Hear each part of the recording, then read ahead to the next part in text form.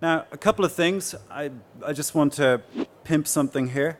I'm now, as you know, head of search for Unibet, and Unibet covers an awful lot of territories. I think it's 22 territories, lots of languages, lots of small countries, and so on. And what I'm looking for are affiliates who are local to those country areas that are interested in doing some business with us. And I don't mean be an affiliate. What I mean is you're looking for links, you know where to go to and what to do and who to talk to, you've got the network. If you're building links for yourself, I'm sure you don't want to be blown out of it in 3 months because you do something stupid. So I expect you're going to be sensible about things. And if you are interested, then I happen to have a little bit of money around and maybe we can talk. So I'm really easy to get hold of. You know where I am, Nick Garner, and either go to Google, find my blog if you want to check me out and see my credentials, as it were. There they are. And I just promise you to be really straight. I promise that I'll be just really straightforward with you, and if we've got a deal, we've got a deal. I won't mess you around, and we'll get on with business. Did you just ask to buy some links then? No. No. Okay. I think that's about it. So any questions? Oh, one other thing, by the way. In case you want to download this, I've got some notes and bits and pieces here, just some extra stuff. So, there it is. Who's got some questions for Nick and Paul? Come on, someone be the first. I'll ask a question then. What was the golden link? What was the one that pushed you over the edge? And how much did it cost? You shouldn't ask that question. I can ask anything I want. You don't have to answer, though. Couldn't possibly comment. Well, come on, let's not muck about it. No, we are sharing. This is true. This is called a masterclass, and the idea is you get useful information. So, this door is now closed, as far as I know. But there was a time when some national newspapers were selling links, and what they were doing was treating the links like advertising inventory. But the problem was that someone decided to tell the world that the Mirror Group, amongst them, they were the worst offenders, were doing this. And then there was an interview a little bit later that Matt Cutts was on, and he knew about this. Now, if he knows, that means the game is over.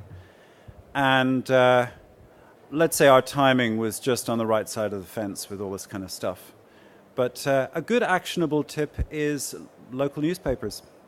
They treat links like advertising inventory. So if you've got the time and the effort and the money to go out and get those links, they're worth it. What more questions do we have for the guys up here? It's great experience and knowledge you got, and very rarely you're going to get the ability to get them both together. Please don't waste it. From the graphs, it looked like when you turned on the 301s that there was a big spike, but it went down very quickly. It looked like is that common to see such a short-term impact from that? It was in this case because of the competition. Everyone's going for those spots. The competition was so fierce, but it's proportional to the rewards.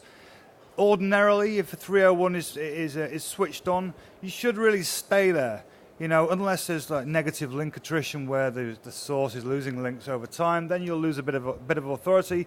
But ordinarily, you should stay there. The reason why there was a big jump and a drop was purely based on the competition. Yeah, another thing just to say, it's just a theory of mine.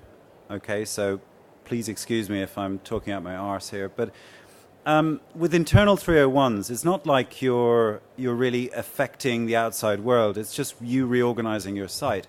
And I think you can get quite liberal with maneuvering your site internally in that I don't think you're going to get penalized as such. I just think what happens is the engines see the page rank shift and they go, okay, something important's going on here, and then it takes them a few days to sort it all out and work out what's really going on. 3.5 days. Yeah, 3.5 days. With 3.5 to 4 days. So that's why we got our timing the way we did. But it doesn't mean that you get busted, as you see, because we're not like doing something stupid like running a widget with the same anchor text across 3,000 sites or something daft like that. You know, it's just us reorganizing our website.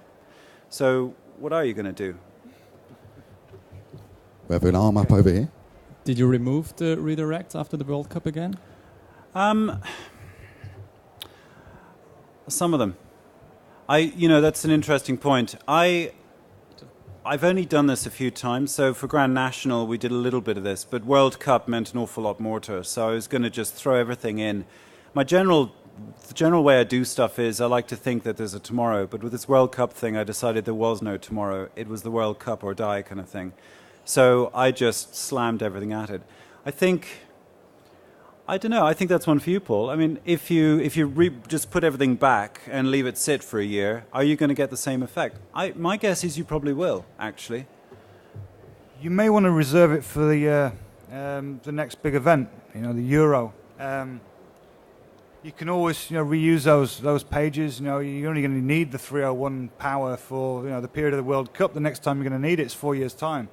But you know that in 2 years' time there's another big football event that you want to be ranking for, so you might as well use it there as well, or you might want to you might want to use it for the Grand National. If you need some general authority to a page, you can reuse those 301s as much as you like. I think what happens is for external sites, when you do all this 301ing, so for example, I've got my bank of websites dot whatever, and there's that old trick where you do a load of 301s from those sites to your site and so on. And I think Google are much more fussy about external page rank changes, or say manipulating page rank from an external source. And I think if you do that, then I think you will devalue those external sites. But internal, I just think the algo isn't geared to really caring about it, because it's your web property and you can do what you like with it within reason. So my guess, it's a guess. And I'd be curious in your opinion. My guess is that yes, you can rinse and repeat, but just don't do it too often, I think. We've got a question here from Christoph. First of all, thank you for an awesome presentation. And my question relates to all threads. I'm here. To all threads. Yeah. You're a man I want to talk to. Okay. So we do. I see you on my Facebook. You're very funny. Your PPC works. Oh, I You turned it found off like me. 6 months ago. It still sticks. No, but my question is about all kinds of threads that you would call, let's say, Google bowling, negative SEO, variant, all kinds of measures that your competitors take or could take to bring you down, especially in events like this. Do you have a daily routine or like a procedure setup or some like the 3 important steps that you repeat to mitigate that risk or to address that? Yeah, you see, you're assuming that I don't have like 1.5 million bloody websites to look after, and I don't have a whole crew of people to manage, and I actually have time. The answer is I don't. But I know that there are dirty tricks going on, but at the end of the day, I don't have the bandwidth for that stuff, and I don't know the answer, really. Paul, you might have a thought. Well, funnily enough, it's an interesting question. Now, I like to think that Google have got this covered and that negative SEO doesn't work.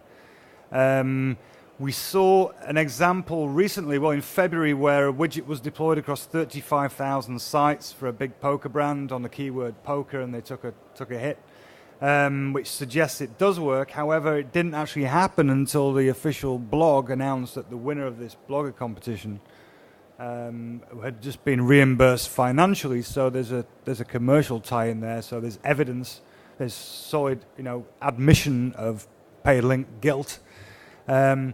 But I'd like to think it doesn't work. We've had some of our clients targeted by competitors for negative SEO.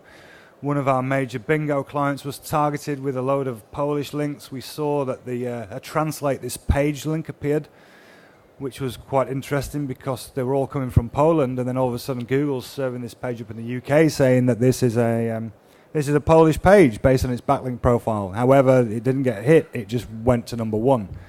So I'd like to think that negative SEO doesn't work, but there is some circumstantial evidence that suggests it might do in some cases where it's been manually investigated and checked out. Exactly. So you're in the land of framing people. Pretty dirty play. Don't do this at home, folks.